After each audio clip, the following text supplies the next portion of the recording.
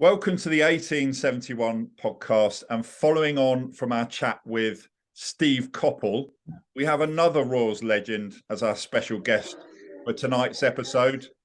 And before I introduce our special guest for tonight, I put something out on social media, kind of as a teaser to this episode. I asked Reading fans if they could name two Canadians who have played for Reading. So most people correctly named one or both of Bob Lenarduzzi and Junior Hoilett. A couple of people also correctly pointed out that Deanne Rose plays for Reading Women. The only incorrect answer we had was from someone who said, was it Bryan Adams and Avril Lavigne? As far as I know, I don't think either of them have played for Reading. But we do have one of the five Canadians that I've just mentioned as our special guest tonight. So you might not be surprised to learn that it's not Bryan Adams or Avril Lavigne, although it would be interesting to find out what, if anything, they know about Reading Football Club.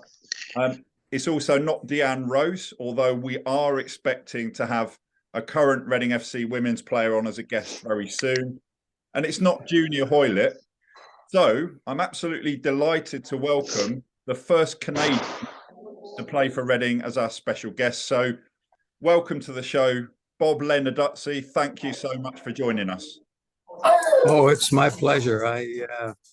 I'm looking forward to it. My memories definitely being jogged, but I have very, very fond memories of my 5-6 years at Reading. And just to say, I'm absolutely delighted that it's you and not Bryan Adams. Well, actually, Bryan Adams did play a game we had in between the original Whitecaps and the current Whitecaps, we had a team that played in the lower league called the Vancouver 86ers. And Bryan Adams is a huge soccer fan. He's a season ticket holder at Chelsea. And he used to watch the original Whitecaps. So I connected with him and I said, did you want to come out? And he said, yeah, can I play? And I said, yeah, sure. It was a friendly match we were playing, and he ended up playing, and he scored a goal on a penalty shot. And wow. So there is a connection, albeit an extension of Reading and into my other career with the Whitecaps. Let's get Bryan Adams on as well. What do you reckon? There you go. Yeah. Yeah, if you can bring and Sporty Spice as well. Yeah, we'll see. We've got a few celebrities. We've actually had a musician on. We have Martin Ware from Heaven 17, who's a Sheffield Wednesday fan, but he had a funny experience to tell us about a Reading game he attended. So that was good to get him on, and he sang a bit of one of their most famous songs. So that was good. Nice. We like to do things a bit differently, Bob. But before I speak to you, Bob, I just want to ask Johnny a question. So, Johnny, there are 8 players named either Bob or Bobby to have played for Reading, Bob Lenarduzzi being one of them. Can you name any of the other 7 Bobs or Bobbies who've played for Reading? Even if you manage one, that's fine. Well, of course, Bobby Convey. Bobby Convey is correct. Anyone else? The way things are going, we probably could be having Bob the Builder playing on Saturday. Bob, no, it wasn't Bobby Campbell, was there? Bobby Campbell is correct. Very. Oh, geez, back in the 50s. Bobby Campbell, the Irish striker. I haven't done enough research to know how to answer that. Well, he played with the Whitecaps actually. If it's the same Bobby Campbell. We certainly have to play with Bobby Campbell. Bobby Tamlin. Tamlin, is that right? No, I'll put you out of misery. I'll put you out of your misery. Bobby Williams. Oh yes. Yes. Joined Reading in 1969. There's a player called Bobby Eyre in the 50s. A player called Bobby Hunt in the 70s. My dad. Bob Hazel in the 80s. Oh gosh, yeah. Might remember him. And actually called Bobby, but this was his nickname, Bobby Mihailov. So Boris Mihailov, who was known as Bobby. And Wiggy. Yeah, and other things besides. So look, Bob, by way of an introduction to you, you were born in Vancouver. You've played for Vancouver Whitecaps and other sides in Vancouver as well. You played for the Canadian national team, of course, and you currently work for Vancouver Whitecaps now as club liaison officer. And you were, as I said before, the first Canadian to play for Reading. You played for the Roars between 1970 and I think it was 1976. Correct me if I've got that wrong. And you made more than 70 appearances for the club. And you actually told me in our correspondence when we were arranging this that you were an apprentice at Reading at the same time as Steve Hetsky, really popular player for Reading back in the day. And actually, you said that he went out on loan at Vancouver Whitecaps for one season. So my first question to kick this off, Bob, is how do you go, how do you end up going from Vancouver Whitecaps to Reading? How did that all come about? Just before I answer that, I actually think there is one other Canadian player that played at Reading, and he was actually prior to me. His name is Barry Keating, and he was there for I think a season. And so you might want to look up in the archives and see if he was on the roster. Not well before me, but just before me. Anyways, Bob, can I ask you, did you say Barry Keating? Keating, Keating. And it was Barry, was it? Because I'm just looking. It's not coming up on my Reading FC former players database, but you might be right. I don't know. Maybe played for the reserves or something, but could have done. Yes, it might be that the database is wrong. So anyway, so possibly you were second then. Yeah, possibly. It would be better to be the first, but I don't mind being the second either if Barry played there before me. So just wanted to make that clear. So I was 14 years old and had been promoted from youth soccer to a semi-professional league. It was called the Western Canada League, and my two older brothers both played with the team. And I know that the saying, I used to hear the saying a lot when I was in England, that if you're good enough, you're old enough. And so at 14, I was playing up. I was learning the school of hard knocks on the physical side, because that was the biggest adaptation that I needed to make, but it was good for me. And so in that summer, and speaking of Bryan Adams, his song this summer, and this came to me this morning, in the summer of '69. Well, in the summer of '69, that was a big song for him, and that's when was my first visit to Reading with my older brother Sam. So what had happened was Jack Mansell was the coach of the team at that time, and he was a friend of the gentleman that owned the Spartans at that time, a fellow by the name of Bob Christopher. And he came over for a holiday, and he came out to one of the training sessions, and he said to Bob, he said, who's that, referring to me, and how old is he? And Bob, let him know, and he said, he looks like he could be a player. So he said, I wonder if he'd like to come to Reading and just see how it goes. So that happened, and that discussion happened, and then it filtered through to me. And my first response was, when do I get on the plane? Like, I'm ready to go, because I wanted to be a professional soccer player from the time I could think. And so the obstacle were my parents, because they had immigrated from Italy in the 50s, and they wanted to give their kids a chance at a better life here in Canada. And now here I was going back to them saying, I want to go back the other way, because I want to pursue a professional career at 14. It's not like England here. You go to school till you're 18. And so I had a lot of years left of secondary school. Anyways, we came to an agreement, and my brother came with me, who was a very good player and also played for Canada. And that would have been in the summer of '69. And I arrived, Dennis Allen picked me up at the airport, Heathrow Airport, or picked us up. And we had the ride of our lives, because first of all, we're on the other side of the road. And second of all, everybody drives like a maniac in England.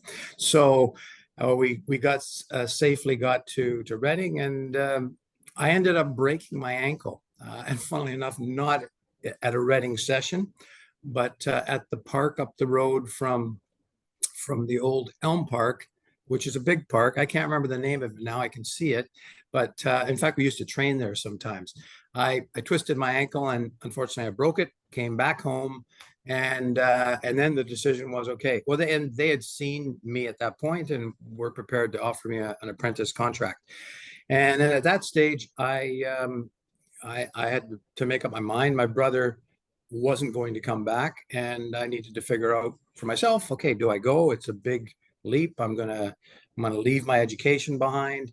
And actually I didn't leave my education behind. I took a box of books that were correspondence courses that would have given me the equivalent to what I would have had if I'd stayed here, but I never opened the box of books. So that ended up, being a big mistake on my part, but I was chasing the dream. So, and then after that, I played a couple of games in the first team in the early years. I think I played at 15, played a few at 16. Then I had one season where I had a pretty good run of games. And then when the Whitecaps started up, ironically enough, and we were talking about Steve Hetsky earlier, I came back on loan to the Whitecaps for 2 seasons. And then I just decided, you know what, it's been a good run. My dream was to play in the first division, no premiership at that time. And the Whitecaps had started up. And so I just thought, okay, you know what, it's time to get serious about the rest of my life, assuming that there would be another career path that I'd have to take. Thankfully, yeah, I'm still in the game at the age of 67 and still loving every minute of it. That's fantastic. And Johnny, I'm gonna bring you in now, but I just want to firstly sort of mention there, you said about Dennis Allen, and another Reading legend, the father of Martin Allen, who we've had on as a guest, and Martin's a fantastic character. So what we really like about this podcast, and I'm sure Johnny will agree, is just some great stories and hearing your story, Bob. And I know that Johnny's got plenty of questions I'm sure he wants to ask you. Yeah, actually, on that note too, you mentioned Bobby Williams earlier. Yeah. And I have to say that when I got to Reading, I was always of the opinion that when you're a young player, you just keep your mouth shut and you don't create problems that you don't need to. So I was very quiet, but I have to say that the senior players there at that time were great, and Bobby Williams was one of the best, very soft spoken and arm around the shoulder, and just always checking in and making sure that I was okay. The other guy was, and it's crazy because I was watching a Netflix special on Torquay United, and the coach of that team was Stuart Morgan. And I remember thinking to myself, that guy looks familiar until they'd actually put his name up on the screen. And I thought, oh my God, it's Stuart Morgan. He was great too. He was someone that, again, was always checking in on me. So, I was lucky that, because it could have easily been a Canadian that you're supposed to be playing ice hockey. What are you doing here playing soccer? And there weren't many of us in England at that time. But, I can probably count 3 that were there. Now, different story. Canadians are popping up all over the world. Yeah, and Johnny, I will bring you in a second, but you mentioned Bobby Williams there, Bob, and my father, Brian Roach, passed away last year as a former Reading director, and Bobby Williams was kind enough to come to my dad's funeral, so that was really good. Oh wow! Wow. He's been he's been involved in Reading a long time and held in very high regard. So that's actually I saw Bobby Williams last year at my dad's funeral. So just a lovely man, held in very high regard. So Johnny, I'll kind of let you take over for a little bit now. I'm sure you've got plenty of questions. Yeah, definitely. Well, right. So some of the folks that listen to this podcast or watch us on YouTube weren't even born when you played for us. Right. What was it like back then, back in the early 70s, living in Reading, playing at Elm Park? Can you kind of give us like set the scene for people that wouldn't have any idea what it was like, and and at the ground? Yeah. Absolutely. Ironically enough, the journey started when I arrived at Heathrow and got off the plane and was all set to go and went to customs, and they said, "Where's your work permit?" I didn't have a work permit. They said, "Well, you're not getting in." And I thought to myself, "Oh no, here we go. This isn't a good start." And they were going to send me back home. Thankfully, I got and I kept my mouth shut and was polite and didn't lose it. And thankfully, I got an understanding customs officer that said, "Okay, well, we'll let you in, but you need to sort this out." And we did. So that was a bit of a scare right off the bat. So yeah, I mean, for me as an apprentice, I can honestly say that I actually believe that I may have not been going to school formally, but I was going to school informally because I was realizing, understanding hierarchy and, and where you are in the hierarchy. And as an apprentice, you're probably at the bottom of the list on the hierarchy. So I remember another guy that just I love and will ask about is Gordon Neat, the equipment or the groundskeeper. Yeah. And so he was our boss off the pitch, and it was Steve Hetzke and I and Andy Proudlove, Alan Cooper were the apprentices. And so I had no idea when I before I was going, and even when I got there and I turned up on the first day, I was led to the boot room and at the old Elm Park and told, "Okay, this row of boots here and this row of boots here."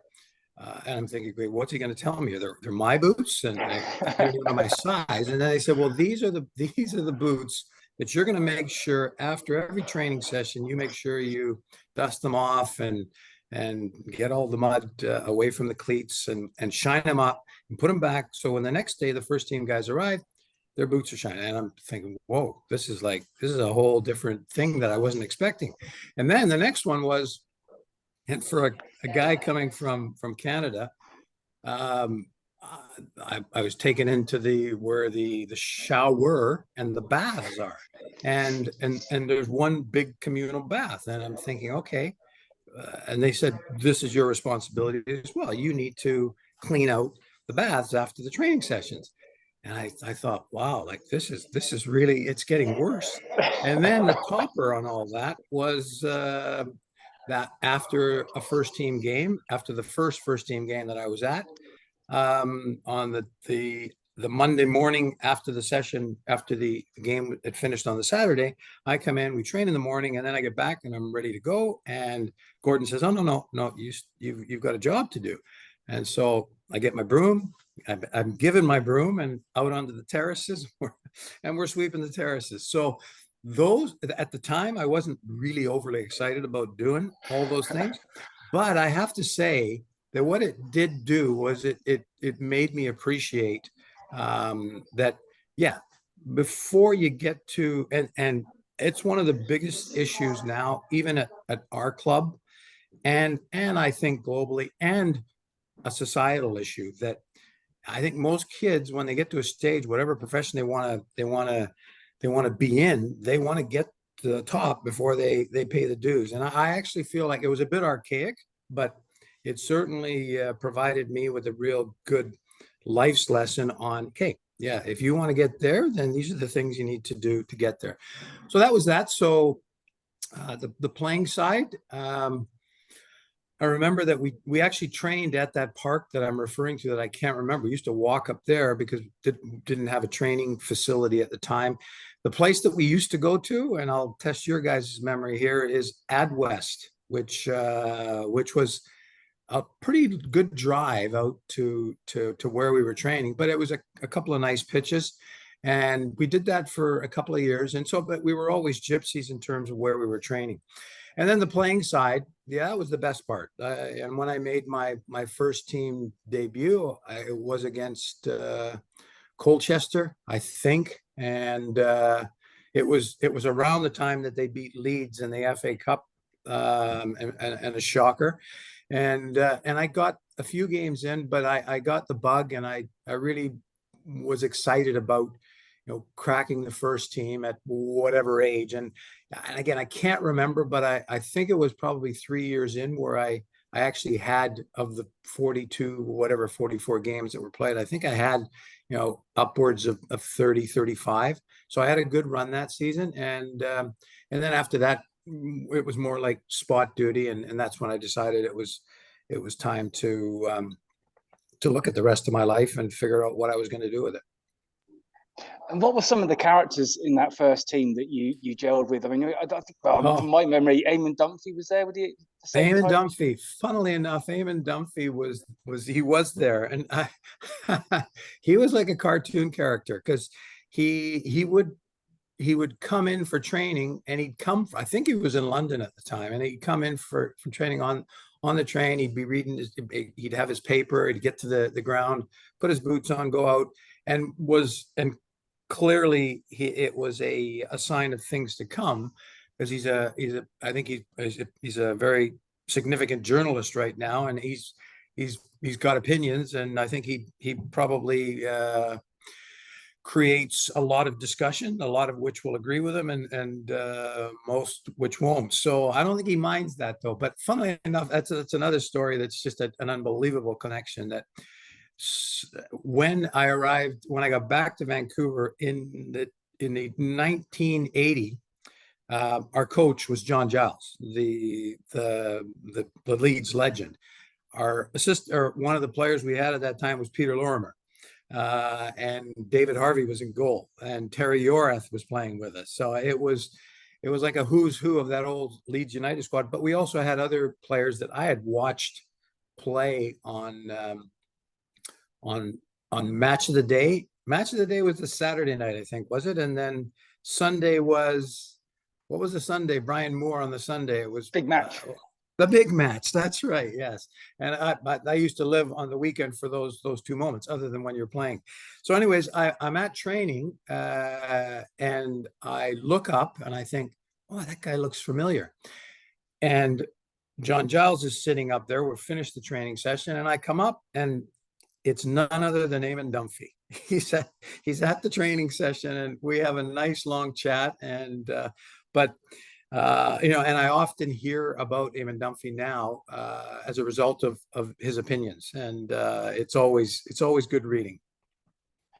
So, just as far as other characters, the guy that, and he was like my older brother, just a guy that did his job, kept quiet, and he kind of spoke when he felt like speaking.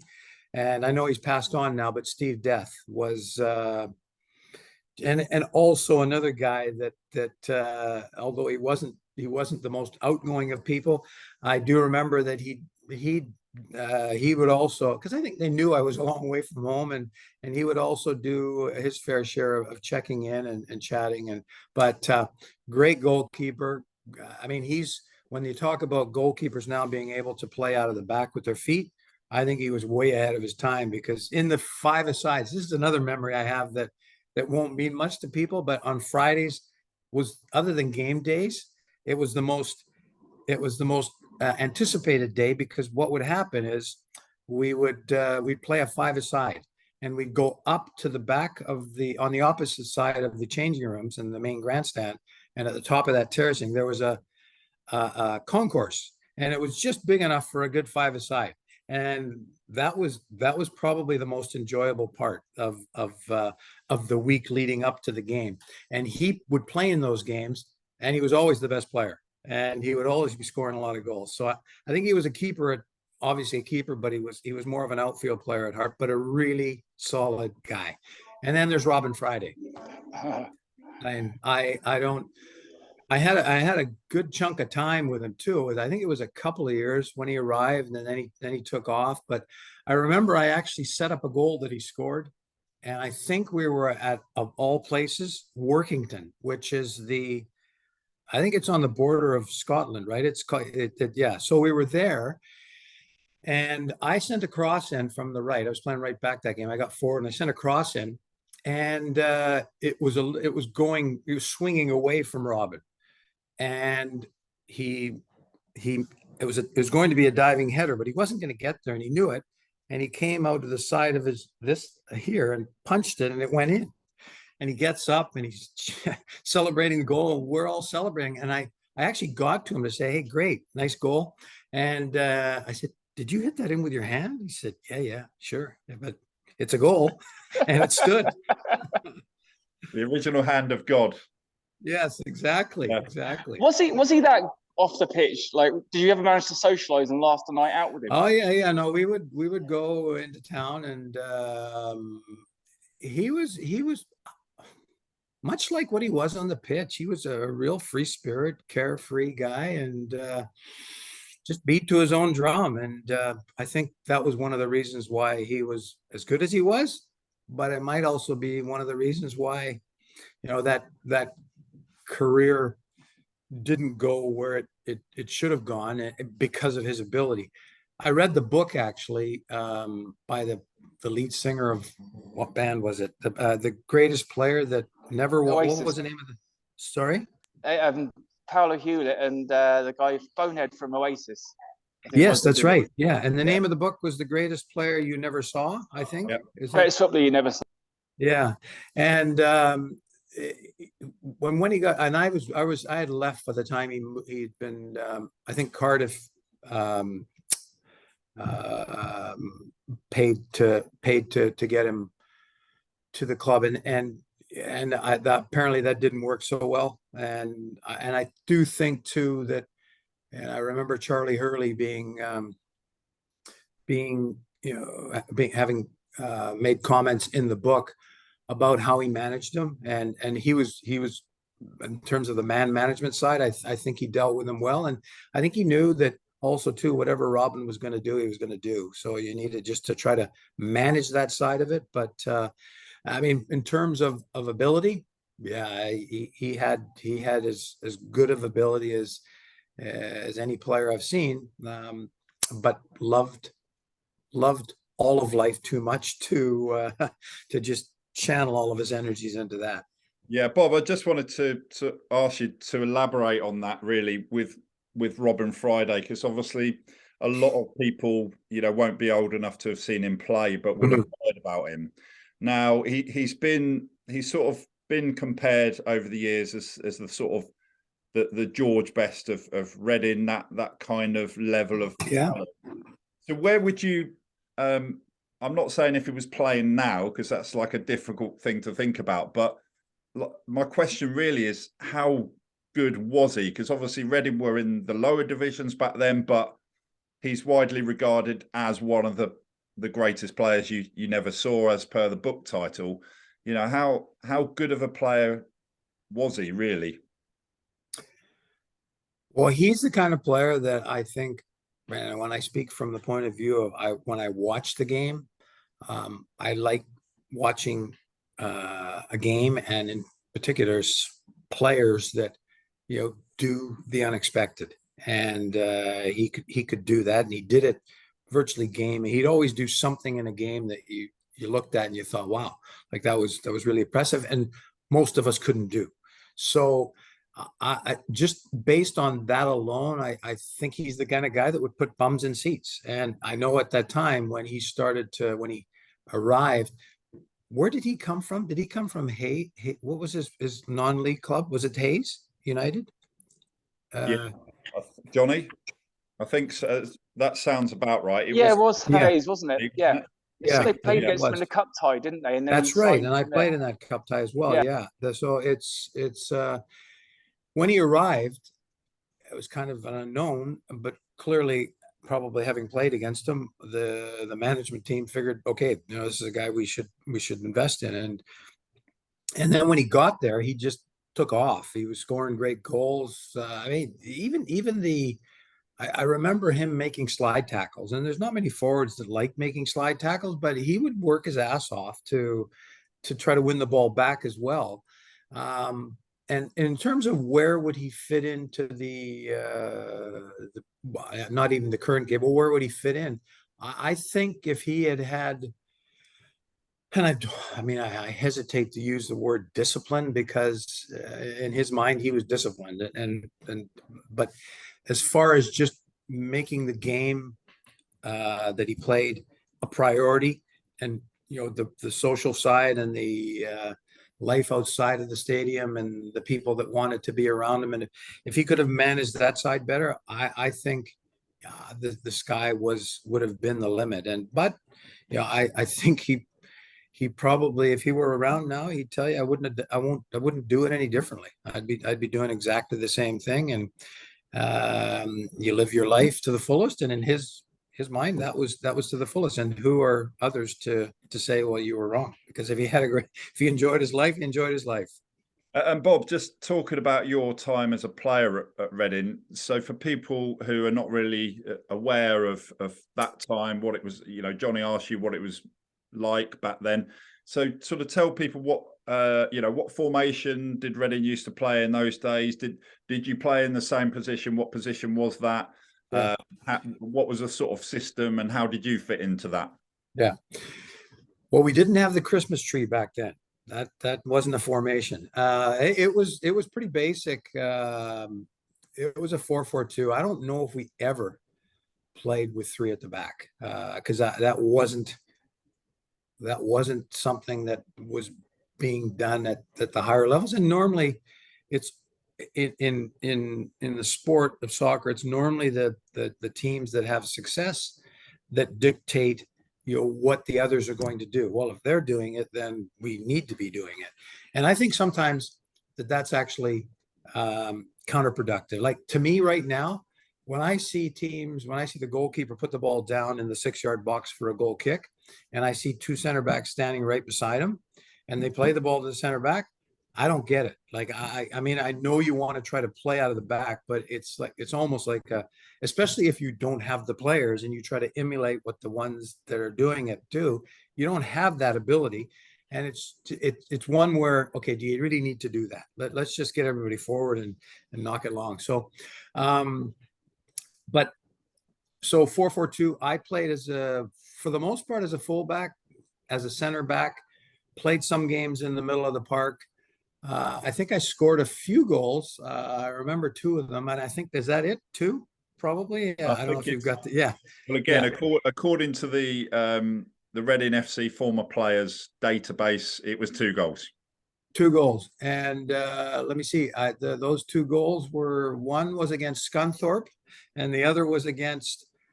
And I remember running from the halfway line. I was in midfield, and we were on a break. And I got ahead of the guy that was marking me, and I think it was Dick Haben that actually took it to the end line and laid it on a platter for me.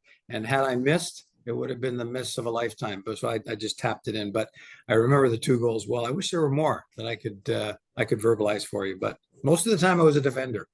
Yeah. So in terms of systems, yeah, it was pretty basic, and you all understood what your responsibilities were. Overlapping fullbacks, I think that it was around the time where that was starting to become what fullbacks should do, not just defend, but get themselves forward. And I enjoyed that as a fullback. And the coaches I had, Jack Mansell, I think he was gone into my first season, and he's the guy that brought me there. So I was panicking a bit after that. And then Morris Evans, I think, took over for a little bit, and then Charlie Hurley came in, and Charlie Hurley was very good to me as well. Like, and it would seem foreign that this could ever happen now, but our pre-game toast and coffee was at Charlie Hurley's house. We would arrive there, and that's where we would meet pre-game. And it's one of those things that stuck in my head, because we were watching, the television was on, and there was a hockey game on, a National Hockey League game. And I looked, and I saw the emblem in the center ice circle, and it was the Vancouver Canucks. So that game was being played in Vancouver, and I was so pleased to be able to say to everybody, hey, stop, look, and I actually I grew up a half a block away from that particular vendor. So it was something for me that was like, wow, imagine that. We're all here, and I'm able to to refer to where I come from. But Charlie Hurley was I mean, I didn't know who Charlie Hurley was when he arrived, but I soon found out that he was the king of Roker Park. I think that's the nickname, and he was. And I remember talking to John Giles about him when he was at John was coaching at the Whitecaps, and he said, he was the guy, the innovator of the center backs playing. It wasn't just woof it; it was get on the ball, play your way out of the back, and he was a big guy as well, and obviously very good in the air. But he seemed like what would be now the prototypical type center back, because everybody's expected to play now, and even the keeper. That position has evolved to, you're not worried about whether they can make saves or not. You're more worried about, can he play with his feet? And so, yeah, the game has evolved a lot since then. But just very, very fond memories of Elm Park and Reading in general. Yeah, well, I've got two more things that I'd like to talk to you about, and then I'll bring Johnny back in after Sure. that. So the first one is that you came to Reading. So I think you signed at the end of 1970 in about the November, something like that. Does that sound about right in terms of signed as a professional? Yeah, was that Yeah. right? Yeah. Okay. Yeah, I think I was an apprentice for the maybe the one season, because maybe one or two. I think I and you might know better. I can't remember, but when you are an apprentice, I think they can sign you. They have to sign you if you get to 17. But they can sign you before that too, which would make sense, because I was 15 and would have been 16 at that time. What year was that again? So it was 71, late 1970. So I think late 1970. So according to what I've got in front of me, no, you know what? You're actually November right. 1970. Yeah, no, that would be right, because I would have been 15 at that time. Yeah. And so, and then signed the professional contract a couple of years later. So what I wanted to ask you was the 70-71 season, Reading actually got relegated from what was Division 3 back then, what would be now League 1. Yeah. Right, into the 4th division. Yes. That's back in the days. I think Aldershot was one of the local rivals and that sort of thing. So then there was a few seasons in Division 4, which is now League 2, during your time at Reading. And then the 75-76 season, which I think was your last season. Yeah. You finished third, and you got promoted, didn't you? Finished third, got promoted. And I believe that was the case. Yes. That was in your last season. Yeah. So what was that like? Yes. Have that experience of first season, you got relegated, and then the next few seasons, you're kind of actually, I think, 72-73 finished 7th, 73-74 finished 6th, following season 7th, and then the following season 3rd and got promoted. So it felt like, you were doing well for a few seasons. And of course, before there was Robin Friday, there was Gordon Cumming and Les Chappell, and Les Chappell once, I think, got 28 goals. What were some of the highlights in terms of whether it be players, games, memories? What are some of the kind of key memories that you take from that? Well, actually, not long after I arrived, and you would probably know this, because it was a very, I'm assuming, a very famous match. But at that time, they had the Watney Cup, which was what the highest goal scoring teams from each division would go in. And who are they playing? And the first game I'm watching is Man United, and they're loaded up. Like, it wasn't like they sent their second team. It was Best. It was, I believe it was Best, but definitely Bobby Charlton, Alex Stepney in goal. And I'm sitting there thinking, oh wow, like this is great. Well, I never saw him. I did see Arsenal. In fact, I was on the bench for that game against Arsenal in the FA Cup, and it was a competitive match. But so that was my first game, and it was probably something that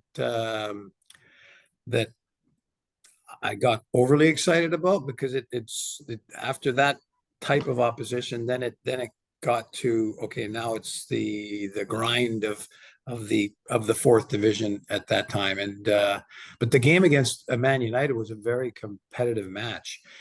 After that, and after I made my debut, I remember one match very vividly, because I think we were competing with them to go up at that time, and it wasn't that. I can't remember what stage of the season it was, but it was against Colchester, and we had, I think there was 14,000 people there, which would have been a pretty significant crowd for that time. And I remember it because I remember doing something that I thought was really, really special. And then I was involved in the equalizing goal that they scored. And I soon came back down to earth when I got back to the changing room. So the thing that I did was I was running back towards my own goal, and the Colchester player had cut off the back pass. And so I was facing my own goal, and I didn't have a lot of options. The safest thing to do would have been to play it into touch and regroup. But I looked across and I thought the right back was open. But it was a dangerous ball, because if it gets cut out, they're on their way to our goal, virtually uncontested. So I decided that I'd hit it. I looked down and I just whacked it across, and it ended up in front of the fullback, and he's now on the attack. And I remember thinking to myself, that was good. I like that. Towards the end of the game, we're 1-0 up, and I was the striker, marking him tight, and he managed to wriggle in the box and whacked it in the top corner. And when we got back into the changing room, I believe it was Charlie, it would have been Charlie Hurley, just tore a strip off of me and said, how do you let that happen? Like, we're winning 1-0. All you need to do is just make sure you stand in front of him hitting the ball towards the goal. And all I could do is put my hand up and acknowledge, yes, you're right, boss. Sorry about that. So, but in terms of crowds, and the game against Reading, or the game against Arsenal, I think was in the 76 or yes, 70, 73, 74. But the reason I remember that game well is because Alan Ball came to play with the Whitecaps in 1979, and he was playing in that game. And I remember watching him and thinking to myself, wow, like this guy, he's not a specimen. He's a short guy, and he's his voice is squeaky, and he's not going to run around all over the park, but he was everywhere where he needed to be. And I really established quite a relationship with him. And so for me, I remember when I was 11 years old, waking up and watching England play West Germany in the cup final. And that, if I wanted to play professional soccer before that, that was like the final piece to the puzzle to say, okay, I need to be a professional soccer. That was the best game that I've ever watched. The goal that shouldn't have been by Jeff Hurst. Nobby Stiles ended up being an assistant coach at the Whitecaps with John Giles. And I remember talking to him about seeing video of the Germany equalizer that and he was in the wall, and he had the missing teeth, and just thinking, wow, I watched this guy play, and here he is. And he recalls that goal very well, because they would have won the World Cup outright in regulation time, but it ended up going to overtime, and England were successful. When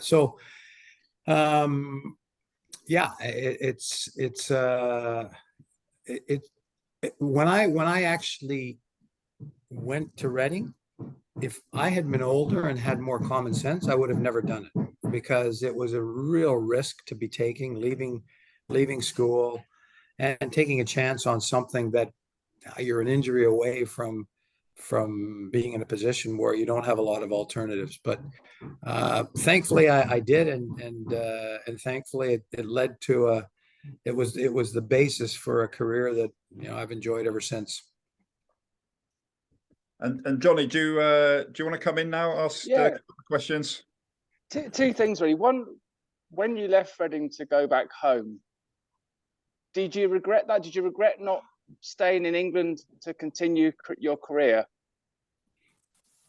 I had regret in my mind, because I had no idea at the time of the Whitecaps starting up, we were getting in a 32,000 seat venue, we were getting maybe 2,000-3,000 people.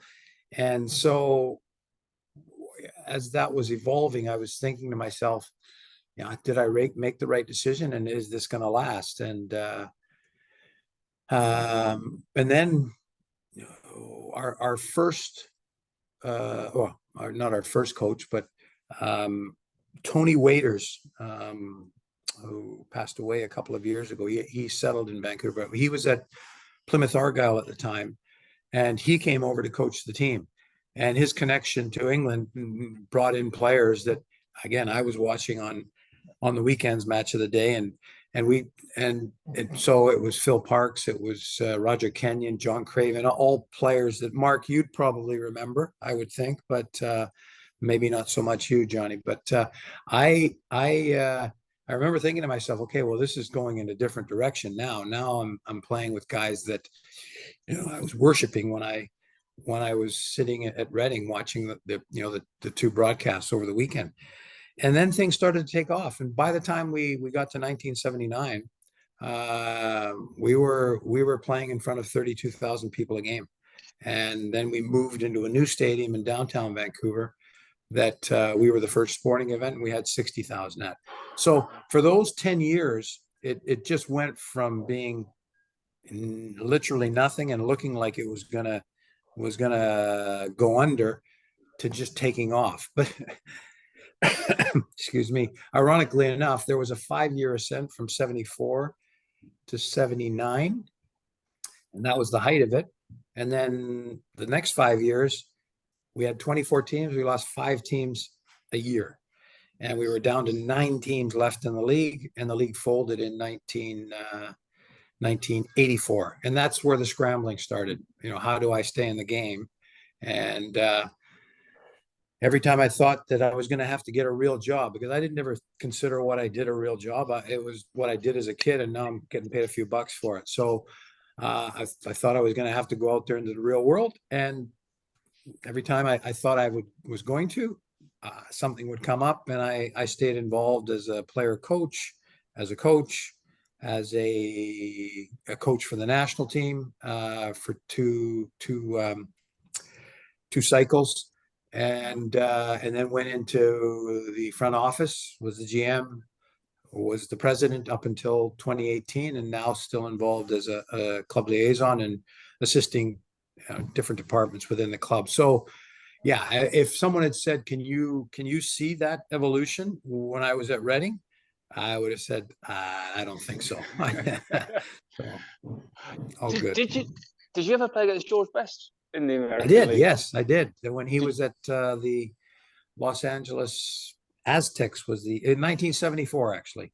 And I remember the one thing that I saw firsthand was he could get stuck in if he had to. Like, he was the goal that is embedded in my mind, and maybe if you haven't seen it, go on to YouTube.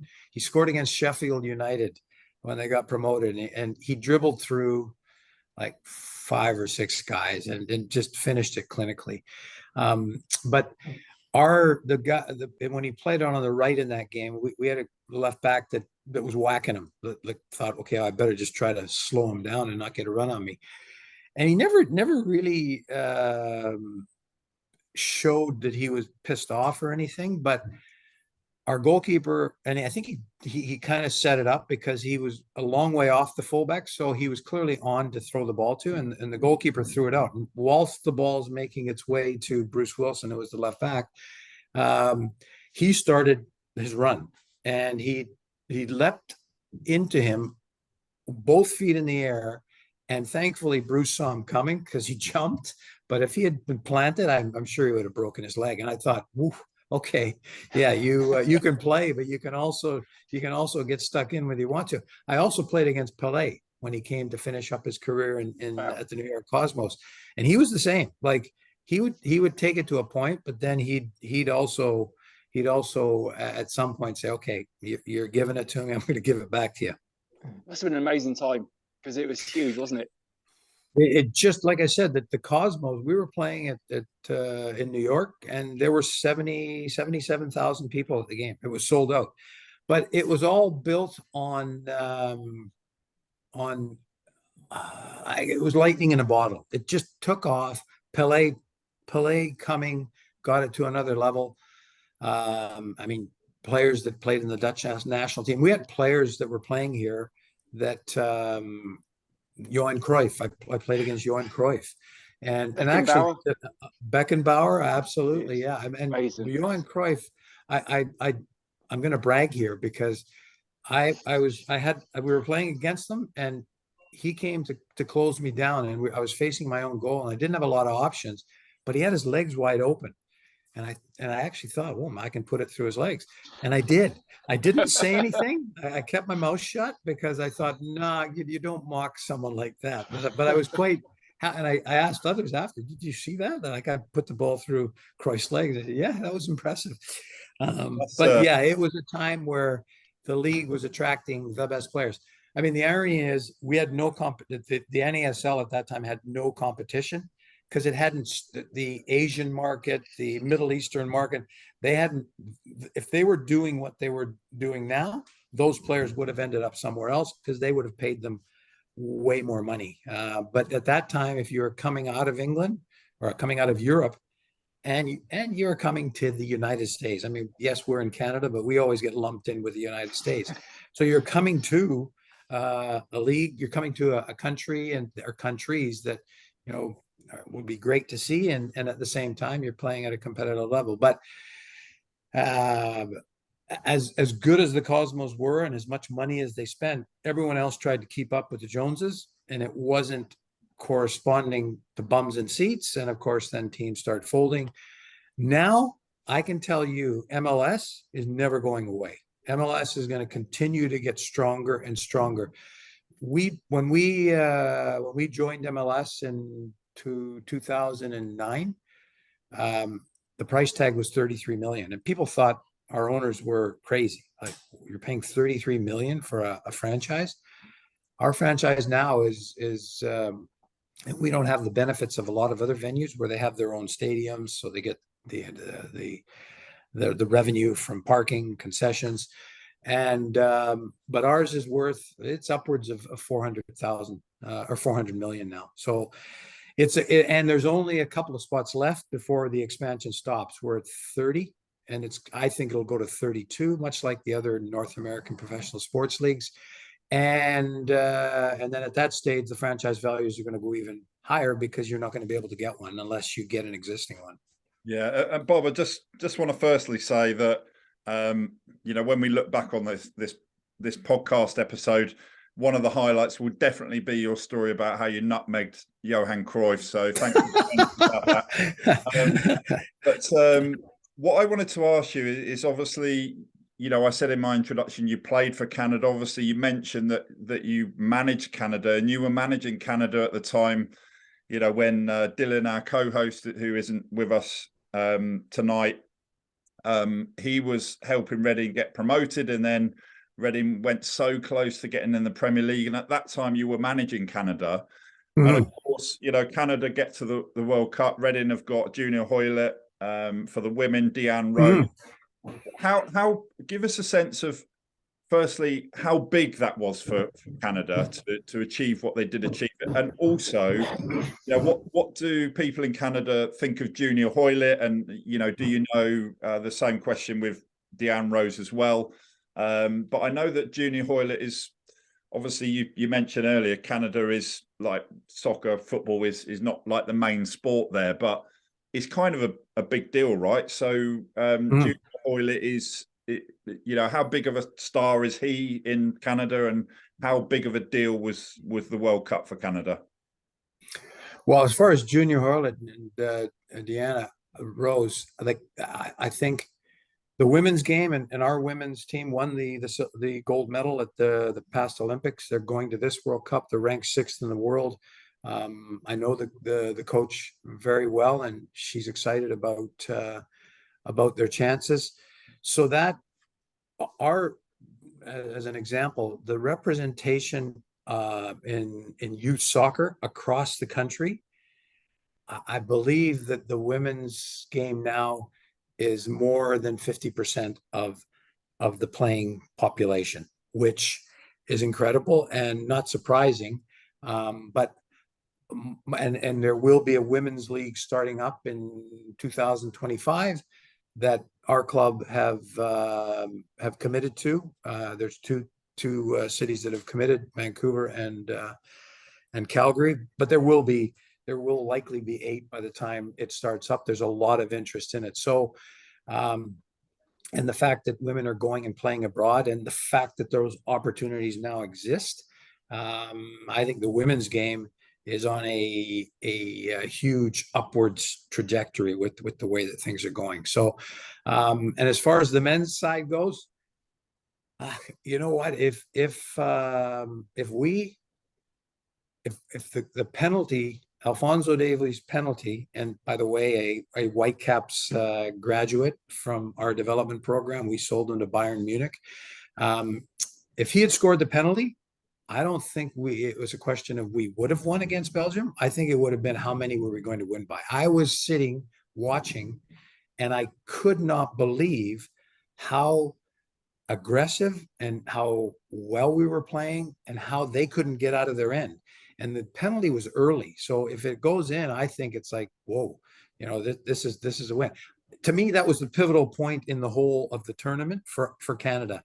And then we come out against Croatia, and it's incredible. Like we're dominating. We get the first goal, but Croatia were a group of seasoned pros, and clearly their reputations had been hurt by the comment that John Herdman made. But I think John made the comment and realized pretty quickly that, okay, maybe I should have framed that differently. But regardless, it wound them up, and I don't think they needed winding up.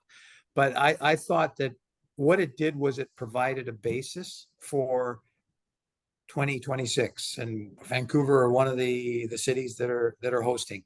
My hope is that we get the Canadian boys playing out of here. It'll be one of 2 countries. It'll be Toronto or Vancouver, and my hope is that we get that. I don't think both of the cities will feature in that, because it's just too great a distance, and there's time differences.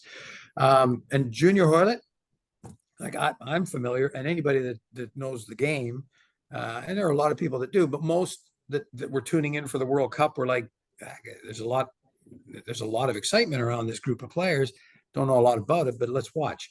But most of the players that have been watching realize that he has a great pedigree, and I was excited to see that a player from Reading was, the club that I played for way back was a part of the Canadian squad. So, and he's the kind of player that I think, when we got to the World Cup in 1986, and I was a part of that, like we were very much reliant on making sure that we didn't give the other team, a lot of time and space, and we're very solid defensively, but we didn't have, and that's with all due respect to because it's not just the attacking players, it's the whole 11 that determines how well you attack. But when you look at the pieces that we've got now, and the pieces that we're continuing to add,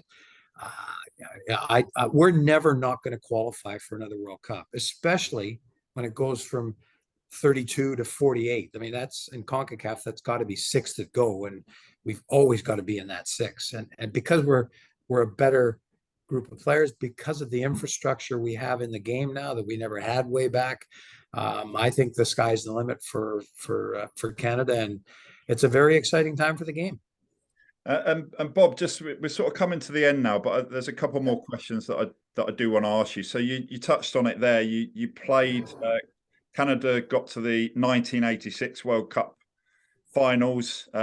You played for Canada. Obviously, you were part of the Canadian team that qualified for got to the quarterfinals of the 1984 Olympics. Yes. You managed Canada. but where did, because and you're Canadian, you played something like 300 games for Vancouver Whitecaps, I think. But where does, in terms of your career in football, how fondly do you remember your time at Reading as part of that? So how big of a time in your life was your time at Reading? Very, very, very big. Because I honestly believe, for the things I talked about at the start of the podcast, the grounding that and I come from an Italian background, an Italian family, and there's discipline is a part of growing up, like, and so I think I had a great base as a result of that. But going to Reading and having to fend for yourself, having to fend for yourself. Mrs. Bull and Dorothy were my landladies at 68 Grovelands Road. And I have fond memories. Both have since passed, but I actually had Dorothy visit me a couple of years after I got back to Vancouver, and she spent about a month at our house. So even those types of things. My mom and dad were on their way to Italy, and they stopped off in England. They wanted to see where I was living, and they felt a lot better leaving than when they were coming, because they knew that I was in good hands. So it was a very influential time in my life. So don't forget the soccer, but just appreciate that, I'm 15 years old, and I'm now fending for myself, and have was provided with a good solid base where I was living, what I was eating. The club were great to me. So I actually I can look back on that, and I also knew, I mean, if I needed any help from the point of view of the physical side of the game, I got it at Reading, because the third, fourth division, you compete first, and then after that, if you've got the skillful players, they'll get you to where you need to get to. So, if I thought going there, you just go play and you look good, well, that was quickly eliminated from my thought process. And so that aspect of it, the whole compete side, the